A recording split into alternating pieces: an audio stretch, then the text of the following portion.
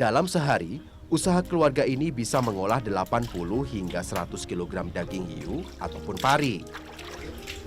Beberapa bagian daging hiu juga untuk diasinkan. Selain ikan, cara pemanggangan hiu di Cirebon ini juga cukup khas. Ruangan yang sudah penuh asap menandakan bara sudah jadi. Lalu dengan cekatan, pemanggang akan meletakkan ikan yang jaraknya dekat dengan bara. Hanya beberapa saat, ikan panggang ini sudah bisa diangkat. Keluarga Pak Surja masih cukup beruntung bisa mendapat pasokan pari dan hiu di musim tak tentu seperti sekarang. Walau sudah semakin langka, Pak Surja tak bisa mengganti bahan baku ikan panggangnya. Di sini kalau nggak ada hiu sama ikan pari, yang nganggur itu. Oh, Orang nganggur. libur semua berarti? Libur semua ya. Nggak pernah coba cari ikan lain? Belum pernah. Kenapa, Pak?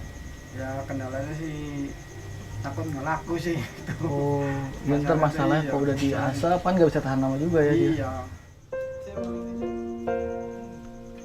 Saat ini, untuk mencari bahan baku ikan hiu memang semakin sulit. Untungnya, ikan pari, pasokan nelayan lokal, masih lancar. Jika tak ada kedua ikan ini, bukan tak mungkin usaha tempat generasi Pak Surja akan gulung tikar.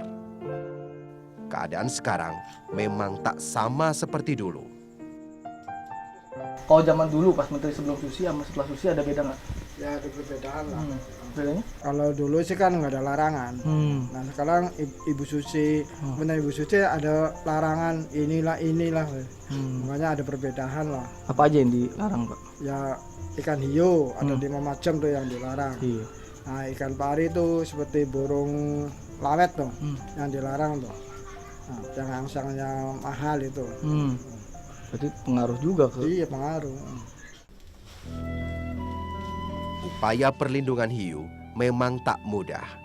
Bukan hanya soal bisnis, tapi juga ada persoalan budaya setempat di dalamnya. Usaha Pak Surja contohnya. Selama 4 generasi panggang hiu dan pari miliknya sudah punya pelanggan tetap. Sedikitnya 80 kg habis dalam semalam, menandakan penganan ini banyak peminatnya. Ada tugas cukup pelik bagi pembuat regulasi, agar hiu dan masyarakat yang mengolahnya tak terlalu banyak dirugikan.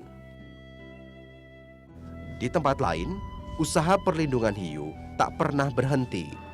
Penyelamatan penguasa rantai makanan ini pun bukan sebatas melarang, namun mengajak masyarakat mengenal lebih jauh tentang ikan hiu.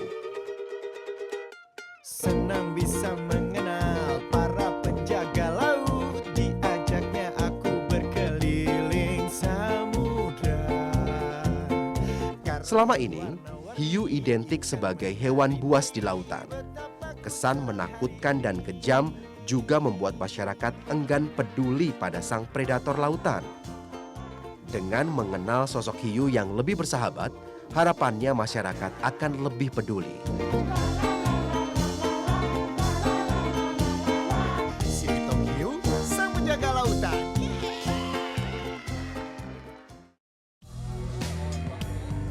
Keberadaan hiu di lautan terus terdesak. Jumlahnya terus menyusut setiap tahun.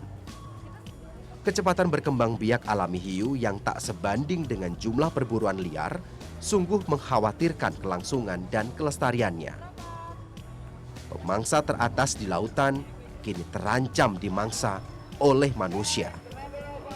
Kelompok penyelamat hiu lokal dan dunia terus-menerus menyerukan bahwa hiu bukan untuk dimakan. Di Indonesia, gerakan ini semakin bergaung karena penangkapan hiu semakin tetap tinggi. Pertama, dia sebagai top predator, dia itu sebenarnya kalau salah satu fungsinya adalah sebagai dokter laut. Dia itu memangsa ikan-ikan yang sakit, ikan-ikan yang sekarat, tapi hanya ikan-ikan yang kondisi tersebut sampai beberapa layer di bawahnya.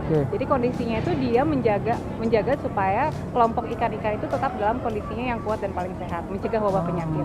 Nah, kalau kita ngomongin soal hiu nggak ada. Ya. Maka yang mengontrol populasi itu nggak ada. Akhirnya tidak ada ketidakseimbangan populasi.